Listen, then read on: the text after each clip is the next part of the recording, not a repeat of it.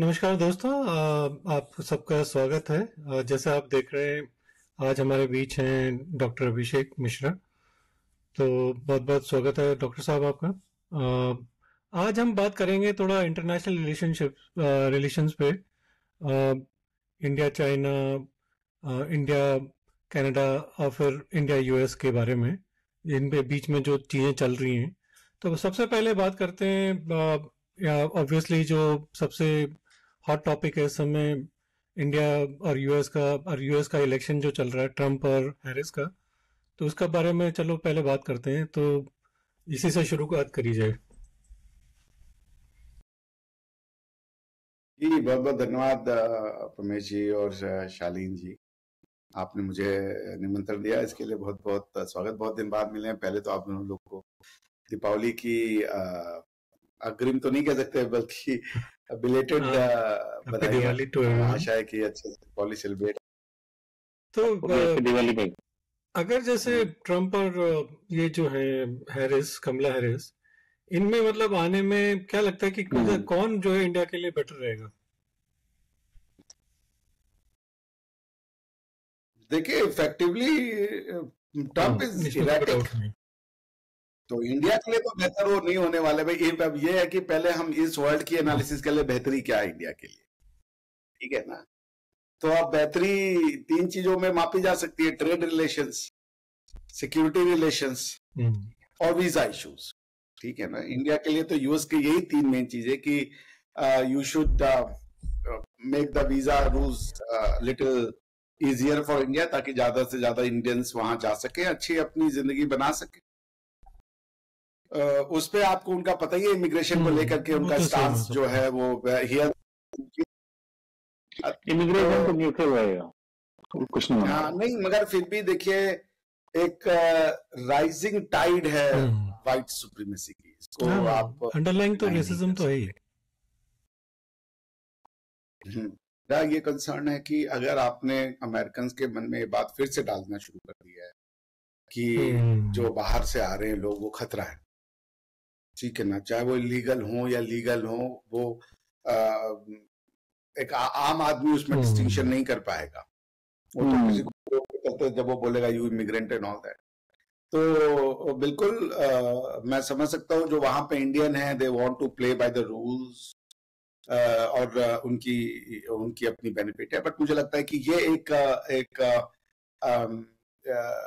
Matter of concern रहेगा India के लिए कि how to negotiate with Trump. हालांकि ट्रम्प साहब के जो ये वीजा वाला एंगल हो गया। दूसरी सिक्योरिटी एंगल पे आते हैं। ट्रम्प साहब ने दो बहुत ही सुंदर स्टेटमेंट दिए।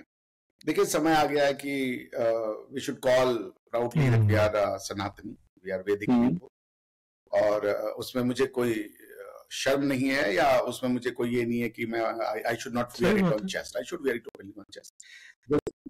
सनातनी, मैं किसी का विरोधी नहीं हूँ, और बल्कि सनातनी होने का मतलब ये कि किसी का विरोधी ना हो। और सनातन के कंसर्न्स को हमें बिल्कुल रखना चाहिए, सबसे ऊपर रखना चाहिए। और सब लोग अब समझने लगे हैं। हेमंत विश्व शर्मा जी की भी बड़ी अच्छी स्टेटमेंट आई कि first my civilisation then my constitution. तो हालांकि एज अ लॉयर मैं इसको एसिमुलेट कर सकता हूँ लीगली, लेकिन उन्होंने एज अ पॉलिटिकल पर्सन जो बोला है वो बहुत ही बेहतरीन बात। Time has come. कोई दुनिया की थ्योरी ऐसी नहीं है जो हमारी सभ्यता से ऊपर हो और हमारी सभ्यता से बेहतर हो। हम सब थ्योरी का सम्मान करते हैं, सब थ्योरी का सम्मान करते हैं, लेकिन अभी क्या होने लगा था पिछले 70 सालों से कि हम वेस्टर्न थ्योरी को प्रोटेक्ट कर रहे हैं और उसके लिए अपने इंटरेस्ट को दांव पे लगा। तो उस दृष्टिकोण से देखा जाए तो ट्रम्प साहब के दो स्टेटमेंट मतलब समझ लीजिए राहत देने वाले हैं। एक तो उन्होंने बांग्लादेश में जो हिंदुओं के साथ हो रहा है उस पर उन्होंने दिया कि दैट मीन्स एटलीस्ट एक्नॉलेजमेंट तो है ना, कि वहां पे कोई कुछ गलत हो रहा है। और ये जो एक राइजिंग, चूंकि ये हिंदू वर्ड भी ठीक नहीं है हम लोगों के लिए, सनातनी वर्ड ही बेहतर है। तो ये जो राइजिंग असर्शन है जो सनातनी कर रहा है, पहले वो नहीं करता था। अपनी आइडेंटिटी को लेकर वो मीक रहता था, अपनी आइडेंटिटी को लेकर के वो सबड्यूड रहता था। दुनिया में ऐसा सोसाइटी मैंने नहीं देखी इतनी सबड्यूड, एक्सेप्ट जर्मन्स, जितने इंडियंस भी हुआ करते थे। कि अगर आप भारत में आप सनातनी हो, वैदिक कल्चर को मानते हो, तो आप फिर थोड़ा सा आपके अंदर ना एक गिल्टी भावना डाल दी जाती थी कि ये सनातनी होना ही पाप है। और जबकि गिल्टी ये कि साला परसिक्यूट हम हुए, 30-40 करोड़ लोग हमारे मरे, हमारे रिलीजन, हमारे बिलीफ सिस्टम के लिए। बाहर से आके ये पॉलीथिज्म आकर के और मोनोथिज्म। अब मैं आज देख रहा था, कोई अमेरिका में कोई एक सज्जन थे, वो बोल रहे यूरोपियंस ने सबको गलत बता दिया है कि इंडियंस आर पॉलीथिस्ट। मैं कहता हूँ पॉलीथिस्ट हो, अगर इंडियन पॉलीथिस्ट तो क्या प्रॉब्लम है इसमें? ये कौन सा रूल है कि मोनोथिज्म ही सिर्फ सही रूल है?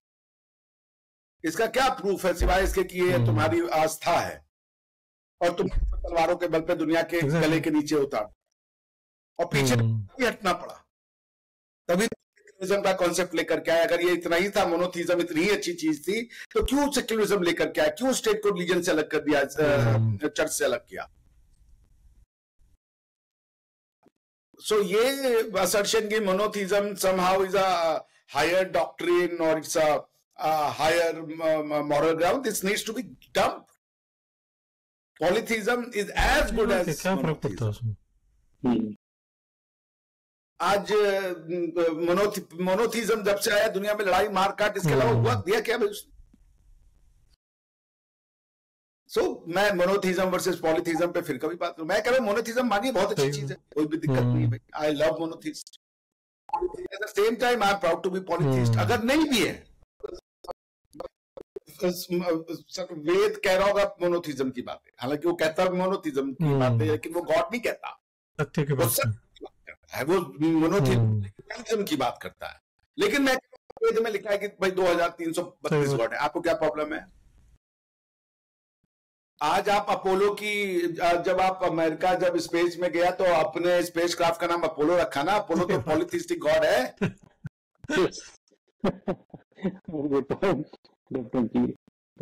तो पॉइंट ये है कि ये जो मानसिकता है ना कि हम पॉलीथिस्ट नहीं है, हम भी मोनोथिस्ट हैं जी, हमें एक्सेप्टेंस तो नहीं लेना भैया, नहीं लेना। और मैक्स टू मैक्स क्या कर सकता है? आप किस चीज के लिए डरते हो? क्या ये बम मार के मार देंगे आपको? पूरी ताकत लगा दी थी तब तो आप चेंज। तो ये है क्या? और क्या वेस्ट जो है आपको आइसोलेट कर देगा? ये रशिया और ब्रिक्स ने दिखा दिया, आप नहीं आइसोलेट कर पाए। रशिया घुस गया, नेटो भी है आपके पास वेस्ट क्या कर लिया आपने रशिया का? पूरे वेस्टर्न सिविलाइजेशन को चाइना और इंडिया ने, जिसे कह दीजिए, पीछे धकेल दिया, क्योंकि वो रशिया के साथ खड़े हुए। वेस्टर्न सिविलाइजेशन को इंडिया और चाइना ने दिखा दिया कि तुम अब दुनिया पे रूल करने के सक्षम नहीं हो, करने में सक्षम नहीं। और रशिया ने भी उसको वेलकम किया। रशिया ताल ठोक के लड़े पड़ा है। There is a fatigue in Europe की तरह, कितना कब तक हम पैसा देंगे इसको लड़ने के लिए? कॉस्ट ऑफ लिविंग कहां जा रही है हमारे यहां? तो पॉइंट ये कि आप इनडायरेक्टली तो मरवा सकते हो। अब तो न तो रशिया के पास लड़ने के लिए लोग मिले हैं, न तो यूक्रेन के पास बचे हैं। 15-20 हजार जियाले बड़े होंगे कि हम जाएंगे, मरने को तैयार है, बट आज कोई मरने को तैयार नहीं होता भैया, वो गया जब। रशिया को तो नॉर्थ कोरिया के लाने पड़ रहे अपने लड़ने के लिए। भाई वही है, वहां भी कोई मरना नहीं चाहता यार। एक 40-60-70 साल की जिंदगी होती है परमेश भाई, जिंदगी यूं निकल जाती है। कब हम आप इस एज में, हम सब एक ही उम्र के लोग होंगे, मेरा ये मानना, मैं 44 का टर्न हो गया इस साल, तो कब हमारी जिंदगी से हाथ से जिंदगी निकल गई हमें तो पता ही नहीं चला यार। कल की बात लगती है कि हम भी एक फर्स्ट ईयर के स्टूडेंट हो गए, कॉलेज में गए थे, कल की बात। वो तो मुझे और आज हमको अंकल की नजर से देखता है, कोई दादाजी की नजर से देखता है, कोई किस नजर से देखता है। मेरी भतीजी कक्षा 12 पास कर गई और क्या करेगी इस साल, शायद ऐसा कुछ है। तो आपको रियलिटी को तो, मतलब पॉइंट मैं यही कहना चाहता कि ये जो वेस्टर्न सिविलाइजेशन की हेजेमनी थी, it has been checked and made. तो क्या आप रशिया को आइसोलेशन कर रहे थे? रशिया ने ब्रिक्स ऑर्गेनाइज करवाई, 36 और देशों के नंबर से चाइना ही है उसमें मेन। देखिए मैं दुनिया में मैप में जितने भी देश दिखा दे, 200 दिखा दे, 198 दिखा दे, जो भी यूएन का नंबर है, लेकिन मैटर करते मुश्किल से मेरे ख्याल से 30 से 35 देश बस। 30-35 भी ज्यादा ही बोल दिया, लेकिन मान ले जो बड़े बड़े देश हैं जिनकी पॉपुलेशन, आप एक यूरोप को ले ले, यूरोप के अगर देशों की संख्या करेंगे तो कई तो इतने छोटे हैं कि उनको देश भी नहीं माना जाना चाहिए। चला इंडिया में डिस्ट्रिक्ट है, डेनमार्क को देश मान रहे हैं आप, तो मतलब देश भी क्या बोलोगे उसको, जरा सा एक छोटा सा टुकड़ा है। ये सब को देश बोला, हमारे यहाँ तो इसको पाप माना जाएगा कि ये गाँव है बेसिक। तो बोलते कि हाँ बाप उसको देश बना लो, तो उसका कोई वो नहीं है। सो बेसिकली दुनिया के 15-20 देश हैं जो दुनिया का फ्यूचर डिसाइड करेंगे। उन 15-20 देशों में से जो 10 देश, 5 देश पावरफुल हैं आज की डेट में, अब वो वेस्ट नहीं, अब वो इंडिया, चाइना, रशिया है, इनकी सेंचुरी है और इसमें लीडरशिप इंडिया के पास रहेगी। चाइना के पास भी उतना क्षमता नहीं है और चाइना भी वही वो यूरोप का बात, मतलब वेस्टर्न सिविलाइजेशन के लगे हम रूल करना चाहते हैं, हम सुपीरियर है। भारत सबको लेके चल सकता है। Bharat has a capacity to take everyone along. Bharat की लीडरशिप को वेस्ट एशिया भी मानेगा, यूरोप भी मानेगा और भारत की लीडर, अभी देखिए ना स्पेन के प्रधानमंत्री आके गए, एयरबस के सिलसिले में आए बकायदा। एक तो जो आ रहा है मोदी जी, उसको अपनी स्टाइल में जो है इतना अभिभूत कर देते हैं कि साले को 4-5 किलोमीटर का लंबा वो निकलवा देते हैं पब्लिक रैली। अब सामने वाला तो उसी में भाई, अब आप मैं भी हूं यार, मैं भी बड़ा भावुक हो जाऊंगा कि देखो यार इंडिया में मेरे लिए इतने लोग आगे आए थे हैं। तो मोदी जी की तो शैली है जी, तो सबको ये बना ले रहे हैं। अब आपने प्राइवेट फर्म्स को डिफेंस में ला दिया है, टाटा बना रही हो, टाटा तो फिर भाई हमारे आपका प्राउड ही है। तो अब बॉटम लाइन ये है कि आप ये देखें कि ये जो वेस्टर्न सिविलाइजेशन है, इसमें जो ट्रम्प है उसने भारत की सिक्योरिटी के लिए, इफ आई कमिंग बैक, एक अच्छी बात की और भारत से ज्यादा उसने तो हमारी सनातनी परंपराओं की जो मेन बात की है। सनातनी परंपराओं की किसी ने पहली बार, शायद यूएन में भी निकला, ये हिंदू जो हो रहा अत्याचार, कंडमनेशन, ये पहली बार हुआ है समाज में, वरना लोग उस पर बोलना भी 1971 में इतने हिंदू मरे बांग्लादेश में। मैं अभी कहीं पाकिस्तान में था तो किसी ने, पाकिस्तानी चैनल पे था, किसी ने कहा कि देखिए हमें तो प्यार मोहब्बत की बात करनी चाहिए। मैंने कहा आप 10-5 लोग बहुत अच्छे हैं, मैं आप लोग को बहुत प्यार करता हूँ, लेकिन आप बांग्लादेश से क्या सीख लेते हो? बांग्लादेश को बचाया इंडिया ने, बचाया भारतीयों ने। उस समय भी हिंदुओं को मारा गया था, जो कि सारी की सारी किताबों से गायब कर दिया गया। पाकिस्तानियों ने जितनी बंगाली हिंदुओं को मारा था उतनी बंगाली मुसलमानों को नहीं मारा। और बंगाली और महिलाओं में जिनका रेप हुआ था वो ज्यादातर बंगाली हिंदू महिलाएं। आप वहां भी काटे गए और आज जब आवामी लीग गई आप फिर काटे गए। और वो बंगाली में बोल करके काटते हैं और बंगाली को, एक बंगाली दूसरे बंगाली को रिलीजन के नाम पे हेट करता है।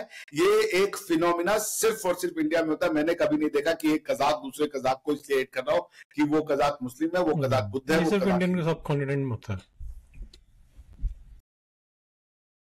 कि तुम एक कल्चर के हो, एक पार्ट के हो और टू नेशन थ्योरी में विश्वास करते हो। ये मूर्खता जो है ना, इसीलिए मैं मेरी जो थ्योरी है कि अरबों के हाथ से इस्लाम जो है पहले तुर्कों के हाथ में चला गया और फिर वो तुर्कों के हाथ से निकल के अब वो मूर्खों के,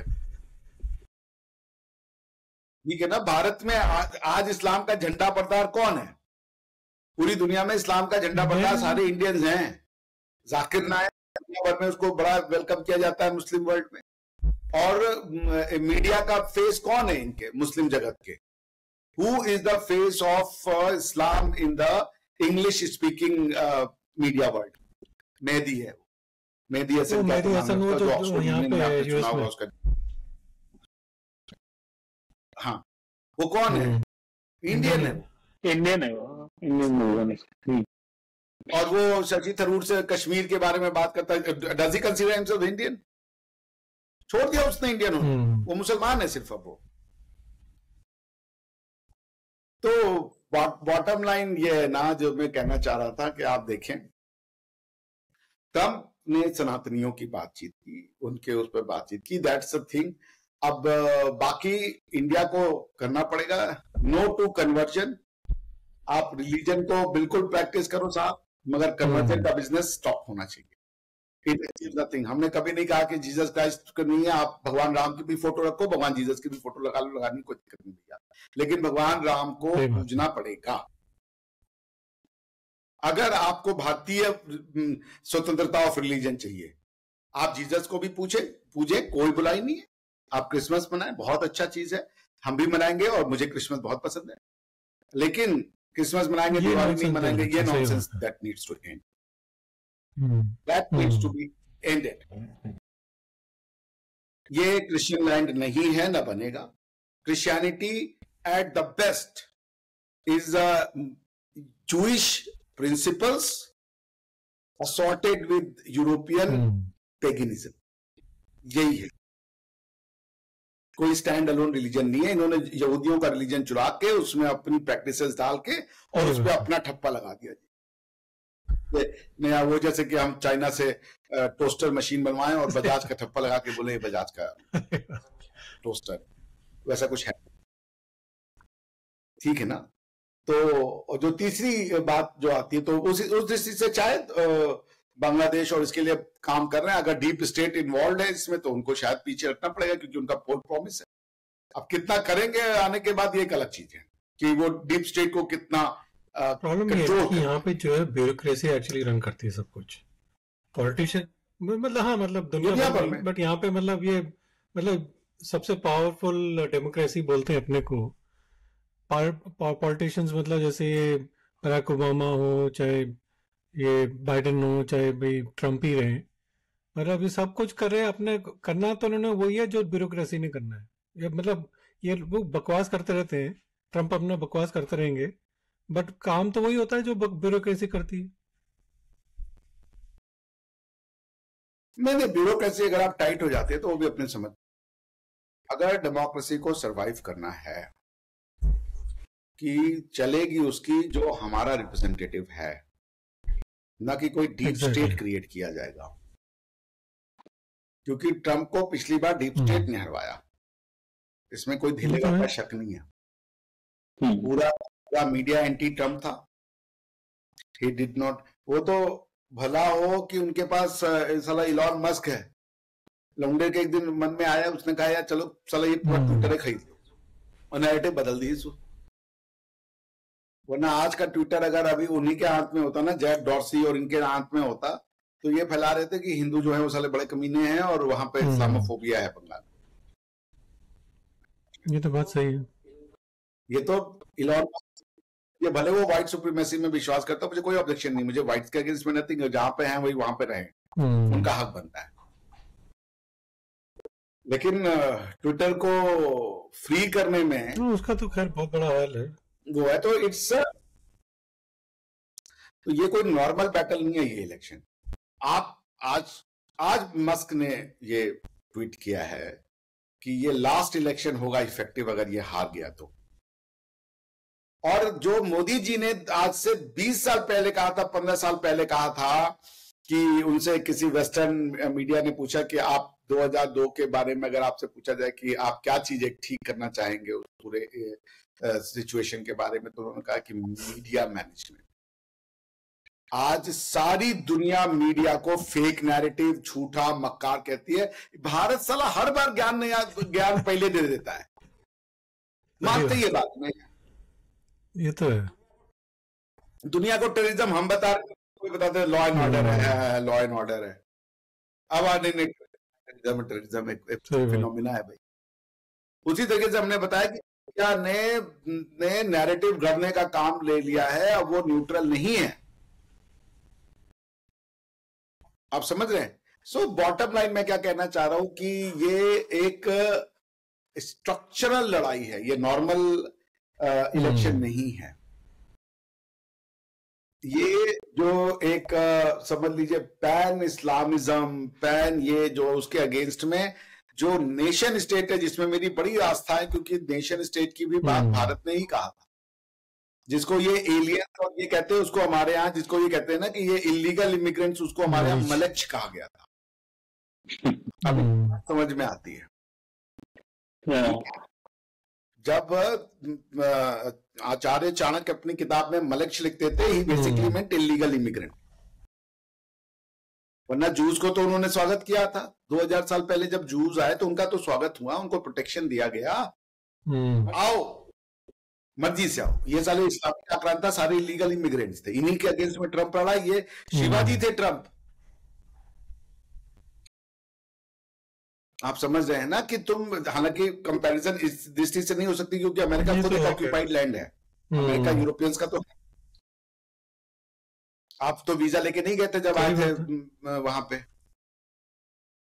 तो बॉटम लाइन ये है कि चलिए ठीक है, अब जो सच्चाई है उसको तो हम करते रहे ना। मैं नेशन स्टेट को मानता हूं, मैं मानता हूं उत्तरम यत्स समुद्र, उत्तरम जो ये हमारी फिलॉसफी है, उत्तरम यस्य समुद्र से हिमाद्य दक्षिणम वर्ष तद भारतम नाम भारती यत् संतति। इस पे मेरा बहुत अटूट विश्वास है। ठीक है ना, कि समुद्र के उत्तर में, हिमालय के दक्षिण में जो लैंड मास है वो भारत है और उसमें रहने वाले भारतीय। बाकी मलेच्छ हैं जो स्वेच्छा से, मलेच्छ तब होंगे जब वो स्वेच्छा से वो इलीगल इमिग्रेट करेंगे। अपने देश में रहने तो यमनी हो सकते हैं, वो कुछ भी हो सकते हैं, उनको हम मलेच्छ नहीं करें। लेकिन यदि आप हमारे देश में आओगे, हमारी टेरिटरी में आओगे, हमारी इच्छा के विरुद्ध आओगे, तो आप मलेच्छ हो।